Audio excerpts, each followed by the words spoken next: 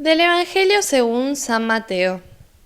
Al enterarse de eso, Jesús se alejó en una barca a un lugar desierto para estar a solas. Apenas lo supo la gente, dejó las ciudades y los siguió a pie.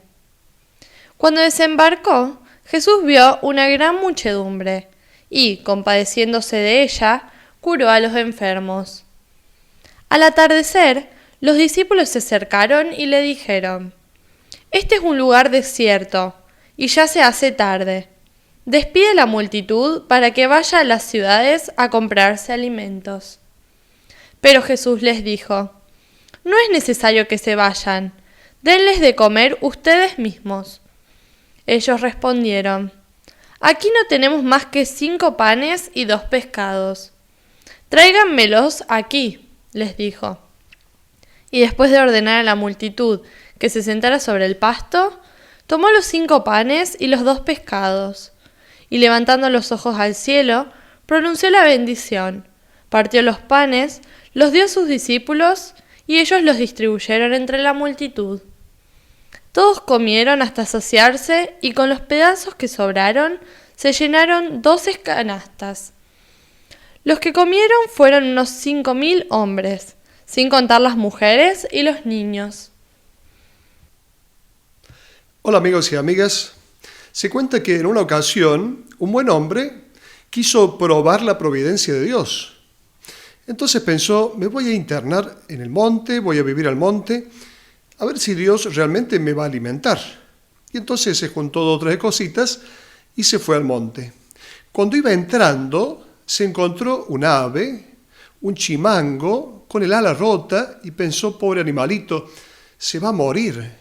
Y cuando terminó de pensar esto, justo pasó un águila y le tiró un pedazo de carne en el lugar donde estaba el chimango. Y entonces dijo: pero si Dios cuida de este pobre bicho, ¿cómo no me va a cuidar a mí? Así que entonces con confianza entró al monte. Pasaron las horas, pasó un día y no pasaba nada, no llegaba comida de ninguna parte. Pasaron 2 días y ya el hambre era importante. Y ya al tercer día, cuando no dio más de hambre, empezó a despotricar, a decir: realmente yo pensaba que Dios no abandonaba a sus hijos, pero parece que Dios me ha abandonado. Y empezó a desconfiar de la providencia de Dios. Y en ese momento levanta la vista y ve que venía un hombre a caballo. Y entonces pensó: uy, Señor, te pido perdón porque he despotricado, he dicho cosas feas. En realidad te doy gracias porque seguramente en este hombre que viene a caballo tú me traes el alimento. Cuando llega el jinete, le dice al hombre que estaba en el monte: Señor, hace varios días que no como. ¿No tendrá algo usted para darme para comer? El que estaba en el monte dijo: no, yo pensé que usted me traía a mí. Y le relató el acontecimiento del águila y del chimango. El jinete le dijo: lo del águila y del chimango es cierto. Pero no, ¿qué va a ser cierto?, le dijo el hombre, si Dios me está dejando sin comida, me está dejando morir aquí en el monte. No, le dijo el jinete, lo del águila y del chimango es cierto, solo que usted se cambió de personaje, se equivocó de personaje. Usted se puso en lugar del chimango que recibe. Tendría que haberse puesto en lugar del águila que da. Creo que este cuentito nos sirve muy bien para tener de horizonte de reflexión desde este relato de la multiplicación de los panes, que le vamos a llamar la distribución de los panes. Cuando nosotros leemos este relato, nos deja algunos interrogantes. Nos podríamos preguntar, ¿pero acaso la gente no pudo prever? ¿Se acercaba la noche? ¿No llevó comida? ¿Qué pasó? ¿No se dieron cuenta? Otra pregunta, las canastas. Estas canastas que sobraron de alimento, 12 canastas. ¿De dónde fueron sacadas esas canastas? Y la última pregunta, si Jesús hizo este milagro, ¿por qué no lo hace de nuevo? ¿O por qué no encomienda a algunos en su comunidad, a algunos discípulos suyos, a que continúe haciéndose este milagro de esta manera, ya que el hambre es tanta en el mundo?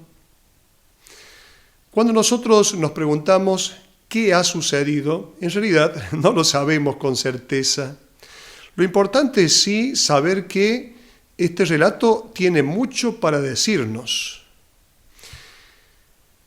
El relato de la multiplicación de los panes o distribución de los panes está escrito 6 veces en los evangelios, repartido en los diversos evangelios. 6 veces aparece este relato de la distribución de los panes, con algunas características diversas entre uno y otro relato, pero 6 veces aparece.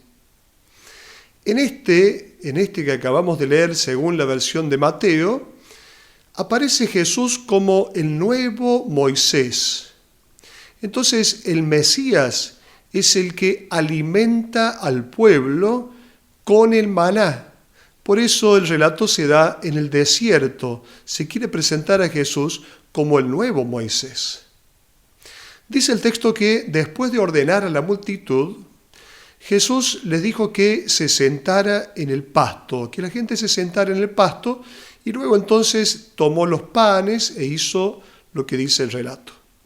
Este hecho de la gente sentada en el pasto nos recuerda al pastor, la figura de Jesús como pastor. El pastor no es en primer lugar el que conduce, el que gobierna, sino que el pastor es el que alimenta. Aquí Jesús quiere presentarnos su alimento. En realidad, su alimento es el pan de la palabra. Este texto viene relatado después del relato del cumpleaños de Herodes. Podríamos decir que existe un paralelismo entre aquel relato del cumpleaños de Herodes, donde a causa de un baile en una fiesta se da ahí la ejecución de Juan el Bautista, lo decapitan a Juan el Bautista. Hay un paralelismo entre aquella cena y esta comida. Hay aquí 2 comidas, pero hay un paralelismo en el cual ciertamente aparecen oposiciones. En aquella cena, en la cual se festejaba el cumpleaños de Herodes, en aquella cena hay corrupción, hay destrucción, hay opresión. Una cena marcada por la pasión del ego. En cambio, en la multiplicación de los panes no hay pasión, hay compasión de parte de Jesús. En la pasión se escucha el ego, en la compasión se escucha al tú, solamente el interés, la necesidad de los demás. En el desierto es donde se van a poner las bases de esta sociedad nueva, de esta sociedad alternativa que inauguró Jesús predicando el reino de Dios. ¿Cuáles son las características de esta sociedad nueva? Y bueno, lo primero es que tendremos que tener los mismos sentimientos de Jesús. Este Jesús que se compadece, dice el texto, se compadece por esta muchedumbre. Pero esta conmoción de Jesús no es solamente un sentimiento que en algún momento va a terminar, sino que la conmoción de Jesús lo lleva a la acción. Por eso dice el texto que primero curó a los enfermos y luego dio de comer a la multitud. La conmoción, esto que prueba Jesús, que también nosotros podemos experimentar, nos debe llevar a la acción. Esta compasión de Jesús es la fuerza que lleva al discípulo a la construcción de una sociedad nueva. Fijémonos en el texto que Jesús no sale al paso solo frente, por ejemplo, a las enfermedades del hombre y también frente a las necesidades de alimento, como lo vemos hoy, sino que Jesús quiere necesitar de nosotros. Por eso podríamos hacernos tranquilamente una pregunta. ¿Qué respuesta da Jesús al hambre del mundo? Esta respuesta la encontramos en el texto de hoy. La solución no está en el milagro. Jesús no resuelve el problema del hambre sin la colaboración del hombre. El que te ha creado sin ti, decía San Agustín, no te salvará sin ti. O sea, Dios quiere contar con nuestra colaboración. Por lo tanto, el milagro deriva de aquello que hay. no de aquello que cae del cielo. La primera tentación, ¿cuál va a ser? La de los discípulos, que cada uno se las arregle. Señor, manda a esta gente a su casa para que lleguen a comprarse algo, que cada uno se las arregle. En cambio, Jesús va a decirles, no, denles ustedes mismos de comer. Y entonces es ahí cuando los discípulos van a decir, pero tenemos solo 5 panes y 2 pescados. Jesús insiste, denles ustedes de comer. Si cada uno de nosotros conserva egoísticamente para sí aquello que posee, con el temor de que algún día le pueda faltar lo necesario, en el mundo siempre va a haber hambre. El problema no está en tener, el problema está en retener.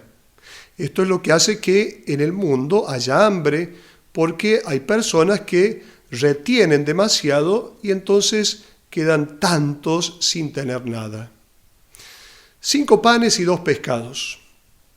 Si nosotros sumamos 5 más 2, 7. El número 7 significa totalidad. Jesús no nos pide poco o mucho. No es una cuestión de cantidad. Nos pide todo. Podríamos decir, tu poco es también tu todo. ¿Todo en qué sentido? En bienes materiales, en tiempo, en talentos, en capacidades, en inteligencia. El todo que es puesto en manos de Jesús. ¿Qué quiere decir que este todo es puesto en manos de Jesús? Que este todo es puesto en el pensamiento de Jesús, en la lógica de Jesús. Todo el alimento que tiene el pueblo, aquí está el número 7, es puesto en manos de Jesús y sirve para saciar al pueblo. Por eso no hablamos de multiplicación de los panes, sino de distribución de los panes. Lo que somos, lo que tenemos, lo ponemos a disposición de la voluntad de Dios y entonces nada falta, sobraron algunas canastas, dice Jesús. En el texto son los discípulos los que dan a comer a la multitud. Es muy lindo la experiencia, dentro de la experiencia cristiana, ser un canal de la obra de Dios. Esto es muy bello. Cierto que es bello que Dios nos salve, pero al mismo tiempo es más bello ver cómo Dios nos salva a través de nosotros. Es hermoso ver una obra de Dios, pero más hermoso es realizar una obra de Dios, o en todo caso dejar que Dios realice su obra en nosotros y a través de nosotros. ¿Cuál es el alimento que Jesús nos propone? Lo sabemos, su palabra. No solo de pan vive el hombre, sino de toda palabra que sale de la boca de Dios. Una palabra que es asimilada por el discípulo de Jesús para que entonces nos lleve a obrar de una manera distinta. Y esta palabra de Jesús nos va a llevar realmente a hacer el milagro de poder saciar el hambre del mundo. Por lo tanto, deberemos pensar algunas cosas de modo diverso. Primero, los dones de la vida son de Dios. No existen los adjetivos posesivos, tuyo, mío, suyo. No, los dones de la vida son de Dios. Por lo tanto, son siempre de todos. Cuando entregamos todo en las manos de Jesús, realmente hay para todos. Si todo es de Dios, por lo tanto, pertenece ¿a quién? A la necesidad de los hermanos. Dice el texto que Jesús les dijo que no es necesario que se vayan, denles ustedes de comer, denles ustedes mismos de comer. Este texto puede interpretarse tan bellamente diciendo, dense ustedes de comer. Ustedes son el pan, ustedes son la comida para los demás. En este evangelio se nos enseña a entrar en sintonía con la obra de Dios. Por lo tanto, deberemos pensar en una clave diversa a la vida.